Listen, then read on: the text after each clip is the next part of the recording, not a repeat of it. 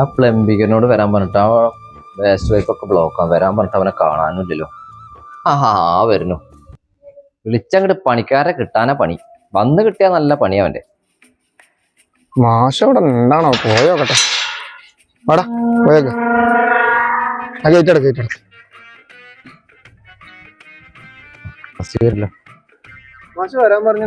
ഞാനേ എന്താ വെച്ചാ നമ്മുടെ വേസ്റ്റ് പൈപ്പ് കുറച്ച് പ്രശ്നമായി കിടക്കുന്നു.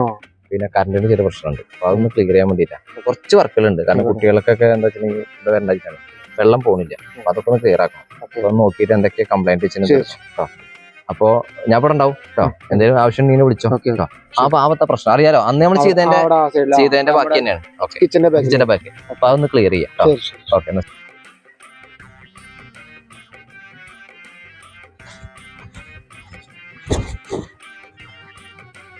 അവിടെ പ്ലംബിംഗ് ആസിനെ കണ്ടത് അങ്ങനെ നല്ല ആൾക്കാർ പണി കൊടുത്തു. ആ സീക്കല്ലേ ഒരു വീടിന് നമ്മൾ തൊട്ടിച്ചാ പിന്നെ വറുത്ത വീണ്ടും പോകും. അടുത്ത ആഴ്ച എന്റെ മകൻ വരും. കൂടിയിരിക്കാൻ വേഗം എല്ലാ പരിപാടിയും പെട്ടെന്ന് റെഡിയാക്കാൻ വേണ്ടിട്ട് അപ്പം എന്തെങ്കിലും കൂടി വിളിച്ചിട്ടുള്ളൂ. അത് സ്കൂളിൽ അങ്ങോട്ട് പോകണുണ്ട്. അവനെ ഞാൻ ഇന്റെ പണി അവിടെ ഇട്ടേ ഇവിടെ വന്ന് കുത്തിരിക്കാവല്ലേ. അവന് കാണിച്ചു കൊടുക്കും.